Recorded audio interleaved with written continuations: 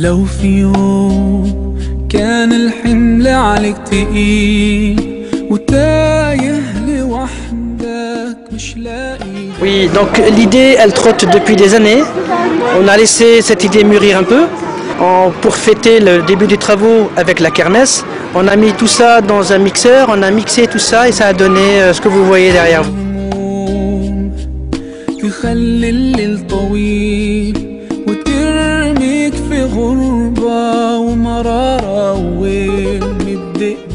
Donc le choix du thème, il est très très simple. On vit dans un monde où il n'y a que le matériel qui prime. Et puis les idolâtries ont dévié. Donc c'est pour cela qu'on voulait revenir à cette spiritualité. Et puis le contact et la relation verticale, comme je disais ce matin, avec chaque personne, avec Dieu. Et surtout, on accentue notre travail sur l'éducation de nos enfants. Chers amis, donc il m'est particulièrement agréable de présenter quelqu'un qui est connu bien sûr de tout le monde, ici présent et même au-delà. Je pense que ceux qui ont organisé cette journée ont choisi une excellente thématique parce que la présence des musulmans en Occident aujourd'hui doit être déterminante sur le plan de la spiritualité. On vit dans un monde où il y a beaucoup de préoccupations sur le plan matériel, sur le plan de la vie sociale active, mais où on perd de vue la finalité de l'existence qui est tout de même le lien de l'être humain avec le Créateur et qui fait le sens de la vie. Aujourd'hui, pour rendre un peu actuel cette question-là, on peut observer... Bon, la thématique reste une permanence de notre identité religieuse, le côté spirituel, intellectuel, mais convivial également. Donc il y a un côté un peu social, et puis un côté un peu intellectuel et un côté spirituel. Voilà les multiples dimensions de notre islam incarnées dans cette manifestation. La spiritualité, c'est la paix, c'est l'entraide, c'est voilà, la convivialité, c'est donner, c'est partager. Pour moi, c'est ça. On perd la spiritualité, c'est pour ça qu'on vient en rechercher ici. De découvrir des chouyours que j'ai pas l'habitude d'écouter, de rencontrer d'autres personnes. Il y a aussi une jeune fille qui est intéressée par l'islam, on a voulu lui faire découvrir par ce biais-là et voilà. Les conférenciers qu'on connaît bien, c'est des habitués qui viennent chez nous à la mosquée. Parce que Amal, l'association des musulmans d'Alsace, elle organise une rencontre mensuelle toute l'année. Et on profite de ces conférenciers, donc on les a sous la main, disons, et on sait chaque spécialité de chacun. Non, je connais les gens de la Malle depuis des années. Et quand ils m'ont demandé de venir participer à leur première rencontre, bien entendu que j'ai accepté parce que je pense que nous vivons une époque où le débat et l'échange entre les individus d'une même communauté, mais également de communautés différentes, est plus qu'urgent. On en a plus besoin aujourd'hui qu'hier, et sans doute demain plus qu'aujourd'hui. Donc si je peux, moi, contribuer à ce qu'il y ait un débat et participer à de la réflexion, je ne me gêne pas, en général j'y vais, j'y participe avec bon cœur. Ce que les gens viennent chercher, c'est un petit peu de la distraction, du divertissement qui colle un petit peu à leur éthique. Et c'est sans doute ce qu'aujourd'hui Amal propose, je crois, aux gens qui sont venus ici, qu'ils soient musulmans ou non d'ailleurs.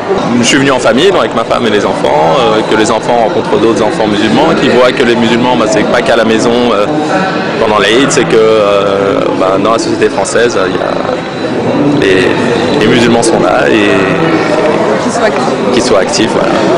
En fait, étant déjà venu pour le Bourget, j'essaye de retrouver un peu la même chose, cette convivialité et tous ces stands, etc. Donc ça fait toujours du bien de voir un peu sur sa religion et d'en apprendre toujours constamment. Il y a des choses musulmanes, il y a quoi acheter, il y a quoi manger, il y a quoi regarder, il y a quoi rencontrer des gens.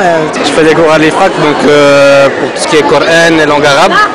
Donc pour moi, ça me sert pour la compréhension de ma religion, ce que je peux apprendre. Et puis en même temps, la fréquentation des musulmans, on apprend plus sur ma religion.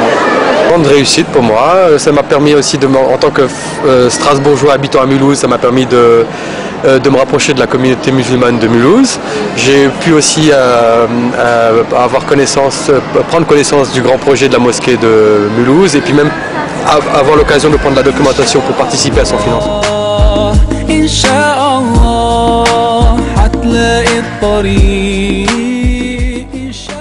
Le choix de cette première édition est très symbolique pour notre association. Notre volonté est d'inscrire notre futur sous le signe de la spiritualité.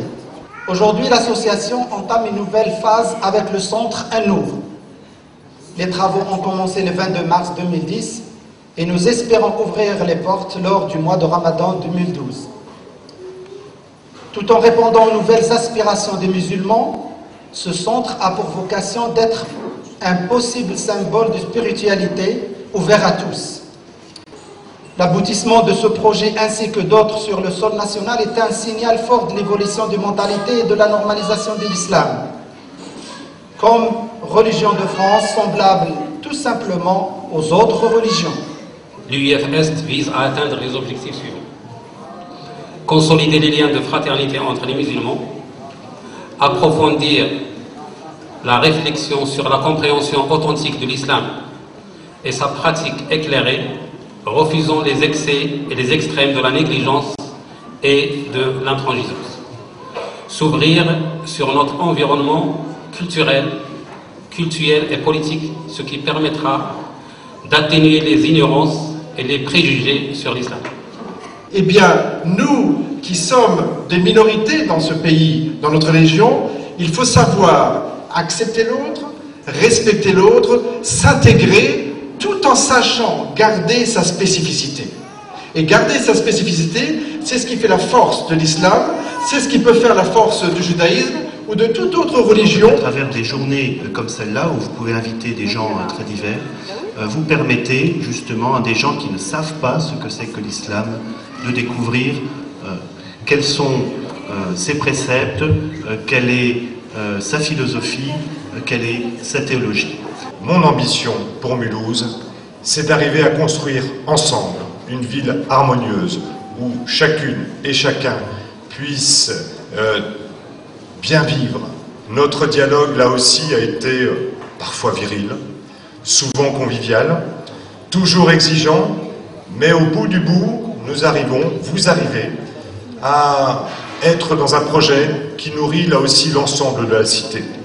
Un projet qui construit le monde musulman, un projet qui le structure, un projet qui montre l'exemple. Et pour le maire de Mulhouse que je suis, c'est extrêmement important.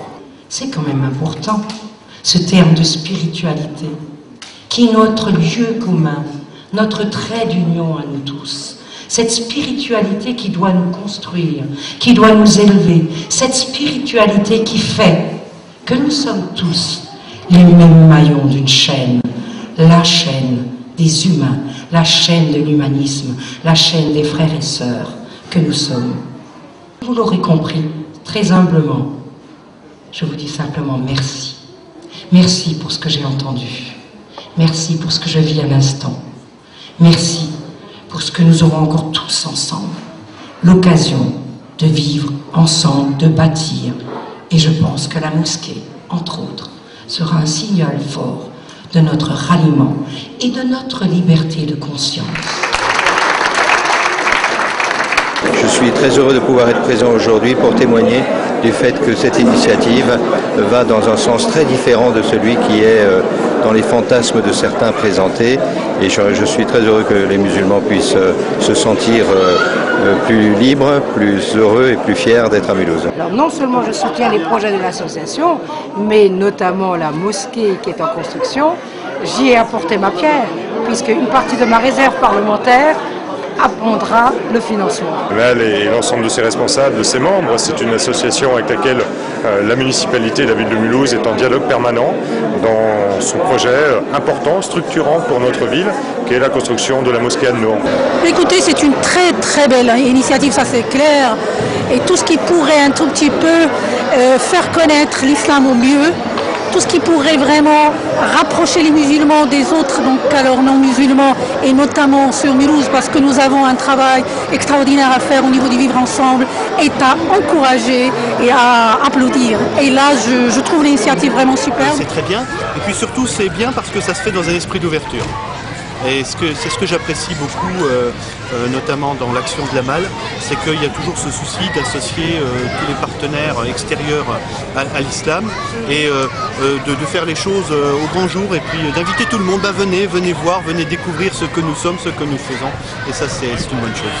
C'est un bâtiment magnifique qui s'intègre dans le paysage urbain, qui apporte un plus dans le quartier où il sera, et qui aussi en même temps exprime tout ce qui est la culture musulmane, avec un lieu de culte qui est intégré dans un complexe beaucoup plus large où on peut faire tout un tas d'autres activités. Moi je trouve qu'il était temps que ça se fasse. الحاضرين أيضا وكل من حضر وكل يعني من كان عنده عذر حتى ولم يحضر ربنا يجزي الجميع خير ويعمر بكم الأرض إن شاء الله يعني فرنسا أو غير فرنسا يعمر بكم الأرض جميعا.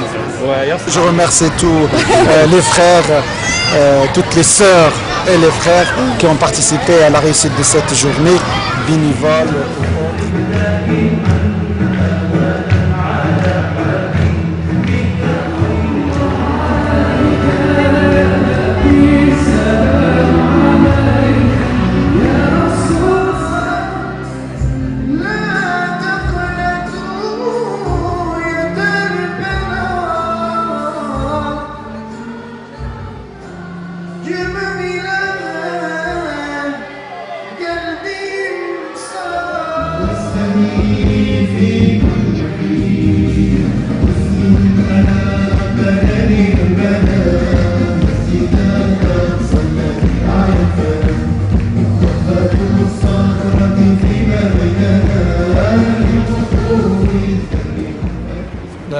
حبينا يعني في نهاية اليوم وهذا الحدث يعني نشكر كل الأخوات والإخوة اللي شاركوا محاضرين واللي أعدوا لإنجاح هذا. طبعا إخواننا في رابطة مسلمي الألزاس اللي قاموا بهذا المجهود الكبير وهذا العمل الضخم اللي كله طبعا يكون في ميزان حسناتهم. ونشكر طبعا يعني